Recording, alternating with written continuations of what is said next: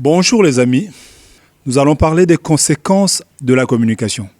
En bref, nous allons parler des avantages de la pratique d'une bonne communication et des désavantages ou des inconvénients de la pratique d'une mauvaise communication.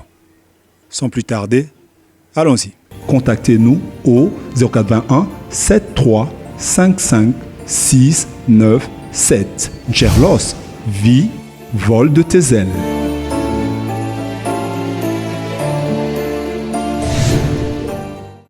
Je m'appelle Primo Nzela, j'aide les entreprises, les ONG, les opérateurs économiques et les acteurs politiques à améliorer leur communication, mais aussi améliorer leur image. Et aujourd'hui, nous allons parler des conséquences de la communication. Mais d'abord, il faut savoir c'est quoi la communication. Selon le petit Larousse, la communication, c'est le fait de communiquer. Vous allez encore me poser la question, c'est quoi le fait de communiquer ? Eh bien, le fait de communiquer, c'est le fait de partager quelque chose avec quelqu'un, une information ou quelque chose d'autre. Ça peut être aussi se mettre en relation avec quelqu'un. La communication, c'est également utiliser les techniques de communication, surtout pour nous les communicologues, c'est cela. Maintenant, vous savez c'est quoi la communication. Nous allons parler des avantages de pratique d'une bonne communication et des inconvénients de la pratique d'une mauvaise communication. Commençons par les avantages. Quand on pratique une très bonne communication, on peut avoir plusieurs avantages, notamment dans la vie active, dans nos relations et puis dans nos vies professionnelles. La communication peut nous aider à améliorer notre relation. La communication peut également nous aider à augmenter notre productivité. Une bonne communication est également influente dans la gestion des conflits. Et la communication peut aider aussi, quand elle est bien pratiquée, à trouver une cohésion dans un groupe ou dans une équipe. Décryptons ces notions plus profondément. Parlons de nos relations, de l'amélioration des relations. Dans une relation, que ce soit dans un milieu professionnel ou privé, quand une communication est claire, transparente, elle permet de dissiper les malentendus. Une bonne communication renforce la confiance et construit une relation plus durable et permet à cette relation d'être solide. Parlons de l'augmentation de la productivité. Quand une information est bien transcrite, quand une information est bien partagée et que les employés ont cette liberté-là de se transmettre des informations parmi eux, cela leur donne une certaine confiance et de la motivation. Et par la même occasion, ils peuvent donner un bon rendement à l'entreprise qui augmente sa productivité et par conséquent réalise le bénéfice. Parlons de résolution de conflits. Quand on pratique une bonne communication en temps de crise ou de gestion de conflits, on est plus enclin à se tabler sur des solutions à trouver.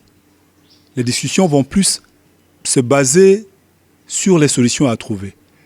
Et comme on se table sur des solutions à trouver, on trouve plus facilement des réponses parce qu'on se décide clairement. La pratique d'une bonne communication peut permettre également le regain de morale. Dans une entreprise ou un groupe où les membres se sentent écoutés et peuvent dire ce qu'ils pensent, ils vont avoir ce sentiment d'appartenance au groupe. Et ils vont également donner les meilleurs d'eux-mêmes.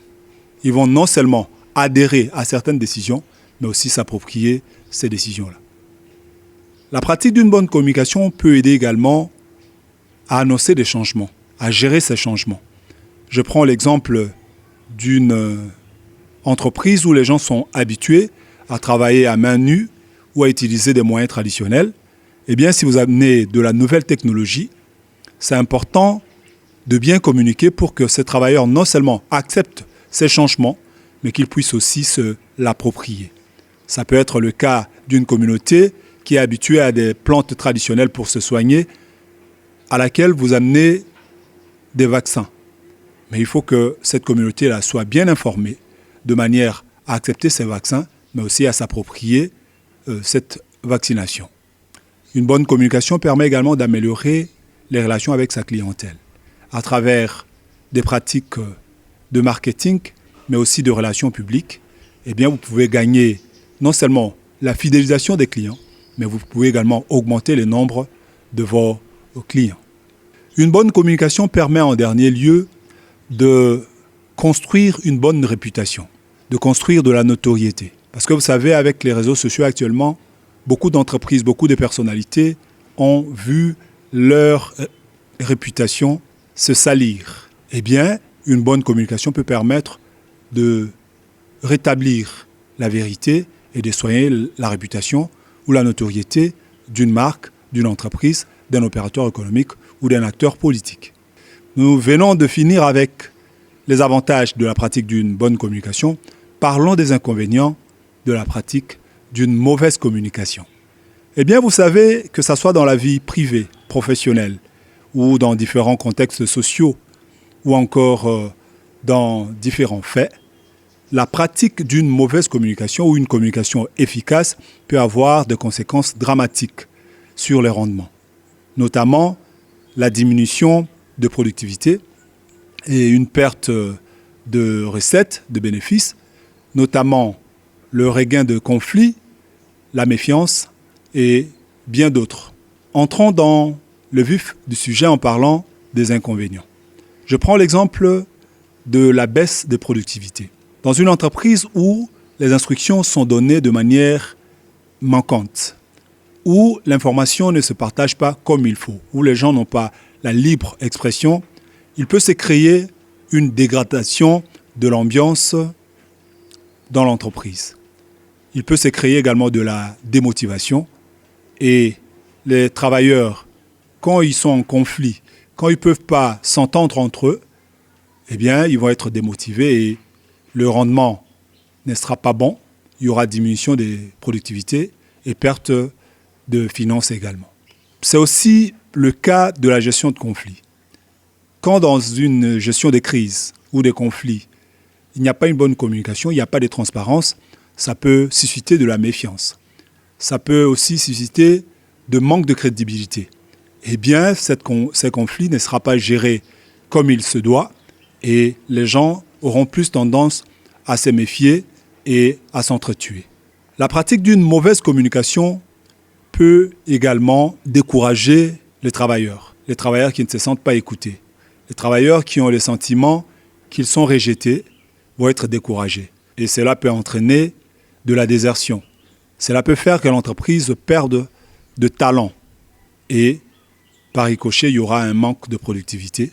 La communication inefficace peut également entraîner de dommages à la réputation et à la notoriété.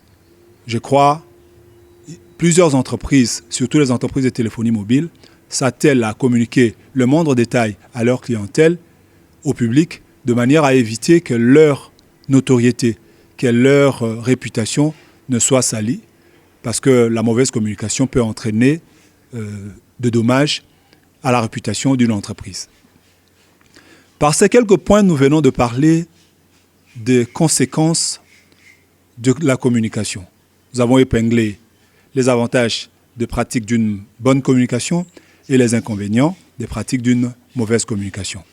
Ces décryptages nous renvoient à la notion de l'intention de communiquer. Je vais m'expliquer. Dans le mécanisme de transmission de messages, plusieurs facteurs, plusieurs éléments entrent en ligne de compte. Entre autres, l'émetteur qui émet le message, il y a les récepteurs qui perçoivent ou reçoivent le message. Ils le font à travers un canal et le message lui-même constitue aussi un élément du mécanisme de transmission. Mais il y a d'autres facteurs qui entrent en ligne de compte comme le contexte du message, puisque le message est transmis dans un lieu et un espace donné. Et il faut ajouter à ces éléments l'intention de communiquer, qui est primordiale, qui dépend de l'émetteur, mais aussi du récepteur. C'est de cela que nous allons parler maintenant.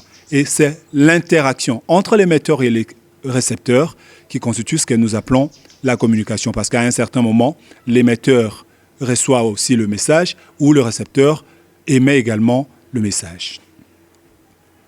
C'est quoi l'intention de communiquer ? L'intention de communiquer est en fait le motif, le but même pour lequel on communique. On parle ou on pose un acte de communication. L'intention de communiquer est vraiment primordiale parce que de cette intention de communiquer dépendent beaucoup la qualité même de la communication. Eh bien, il y a des éléments qui construisent l'intention de communiquer ou qui entrent en ligne de compte dans l'intention de communiquer. Parmi ces éléments, il y a le but de la communication. Eh bien, il faut se choisir un but. Par rapport à ce que l'on veut accomplir, par rapport au but, à l'objectif que l'on se fixe, on pourra émettre un certain nombre de messages. Qu'est-ce qu'on veut? On veut juste donner de l'information aux gens? Est-ce qu'on veut convaincre le public? Est-ce que nous voulons divertir le public? Ainsi de suite. Le deuxième élément, c'est le choix de moyens. En fonction des objectifs que l'on se fixe ou en fonction de moyens que l'on s'est choisis, on pourra atteindre les objectifs que nous nous sommes fixés. Je prends l'exemple. On choisirait un article pour informer les gens. On choisirait un discours pour convaincre le public. On peut choisir de la plaisanterie pour divertir le public. Voilà autant d'objectifs qui correspondent à de moyens spécifiques. Mais l'intention de communiquer appelle également à la clarté.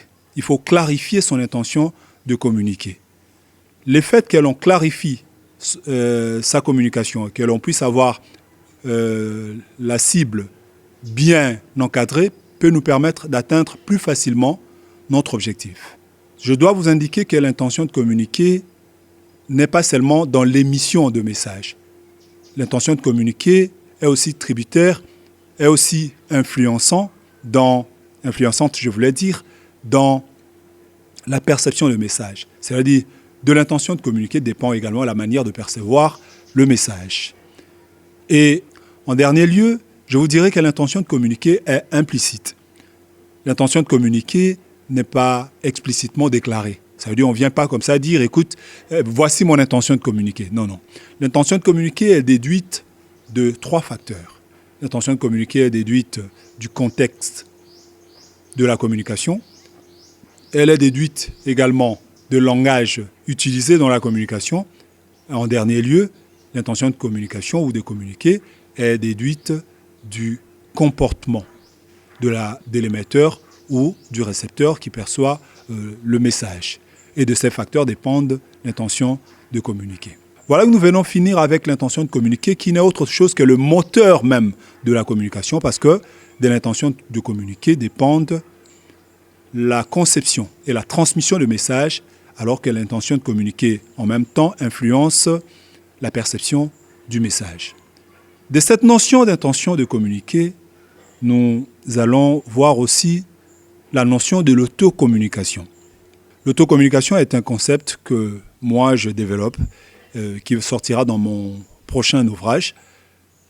En fait, quand on parle de l'autocommunication, c'est dans le développement personnel et professionnel, qui consiste en fait que l'individu communique avec soi-même, de manière à mieux se connaître, à développer ses potentiels en communication, mais aussi à s'améliorer. Et l'intention de communiquer se construit. Pour construire l'intention de communiquer, il faut prendre en compte certains facteurs. Ce sont ces facteurs que je vais vous étaler. En premier lieu, il y a la prise de conscience, la conscience de soi. La conscience de soi amène l'individu à réfléchir sur ses compétences, à réfléchir également sur ses valeurs, ses facultés, ses émotions, ses forces et ses faiblesses, ses limites, de manière à mieux se connaître pour pouvoir utiliser ces packages et mieux communiquer avec les autres. En dehors de la prise de conscience, il y a également la gestion de ses émotions. Du moment où on gère bien ses émotions et que l'on est capable en même temps de gérer les émotions des autres, on peut être à même de bien communiquer avec l'autre ou avec son entourage. Eh bien, en dehors de la gestion de ses émotions, il faut parler également de l'analyse de ces schémas de pensée.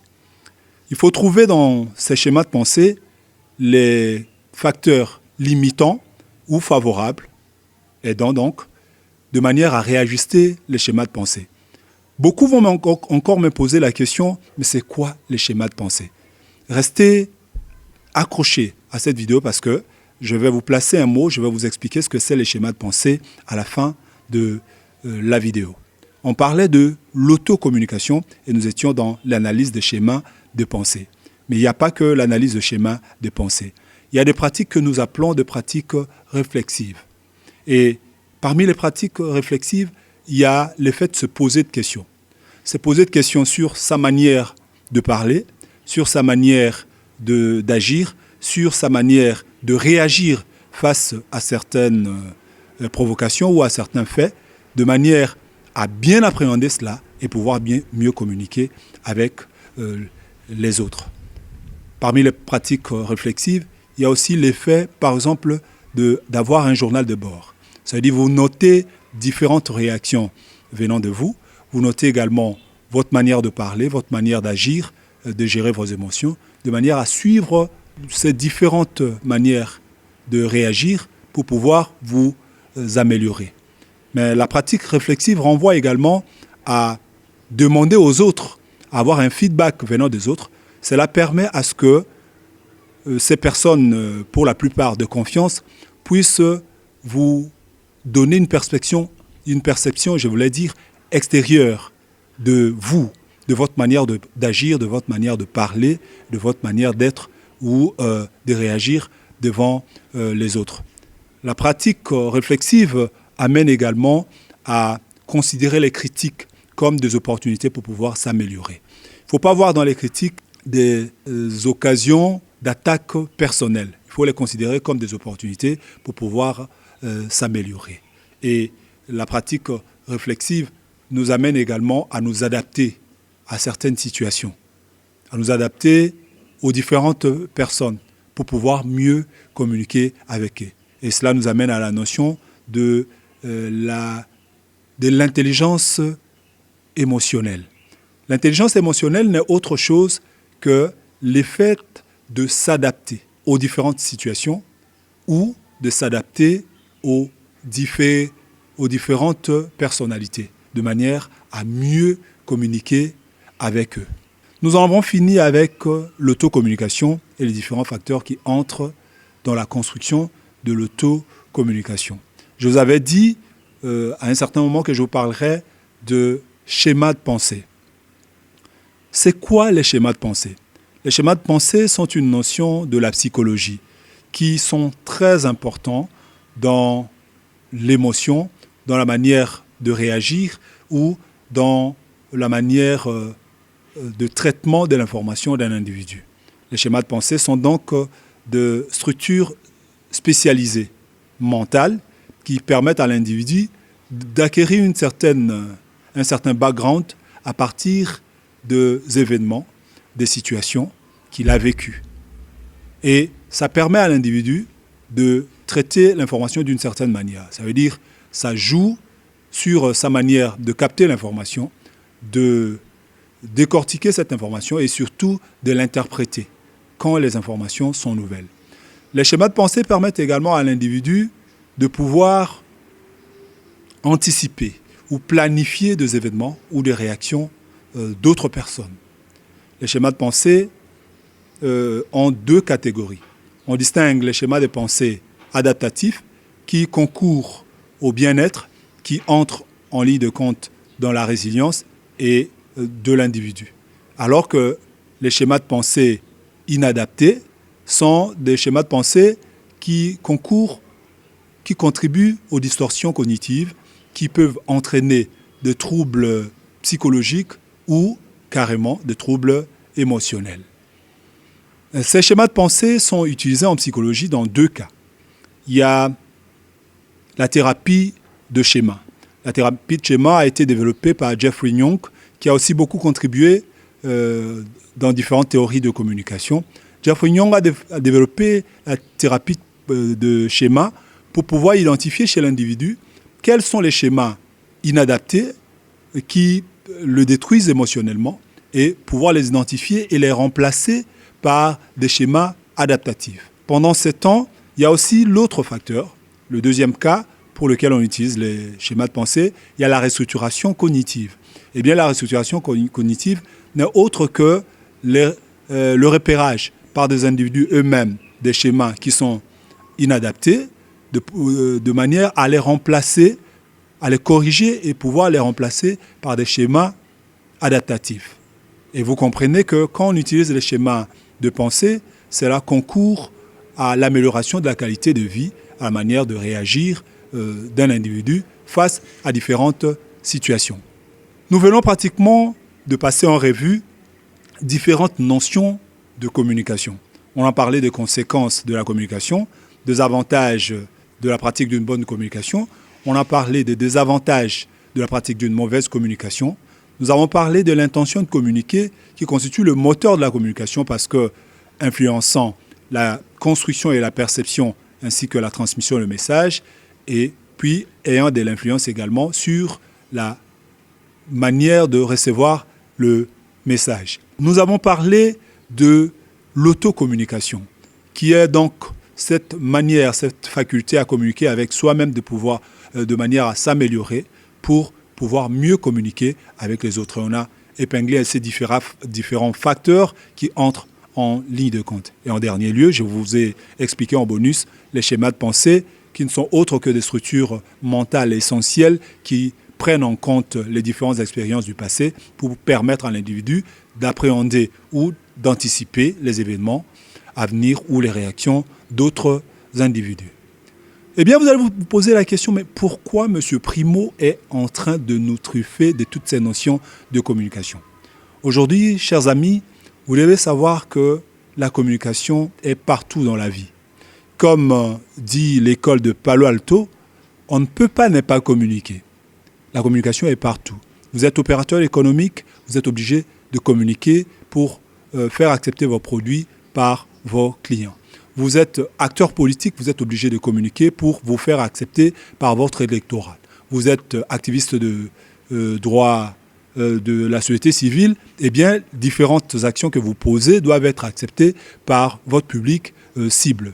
Vous êtes dans toute la vie, que ce soit dans la vie privée, vos relations doivent être améliorées et cela à travers une bonne communication. Donc, nous ne pouvons pas nous défaire de la communication. Mais pour bien communiquer, il faut choisir les techniques qu'il faut. Voilà l'importance d'avoir des notions de la communication et surtout de faire le choix d'une bonne agence conseil en communication. Et nous, c'est l'agence conseil en communication Gerlos. Nous vous transmettons des bonnes notions de communication de manière à vous permettre de faire un bon choix, mais surtout de nous choisir, nous, pour vous aider à mieux communiquer, à améliorer votre communication et à vous faire accepter par votre public cible et ainsi atteindre vos objectifs. Si vous avez aimé cette vidéo, je vous demande de la liker, mais surtout de la partager si vous pensez que ça peut faire du bien à l'un de vos voisins ou à quelqu'un de votre entourage. Sinon, je vous recommande de vous abonner pour ne pas manquer les prochains numéros de vidéos que nous allons monter. Parce que nous sommes là pour vous servir et vous aider à mieux communiquer. Merci de nous avoir suivis. Au revoir.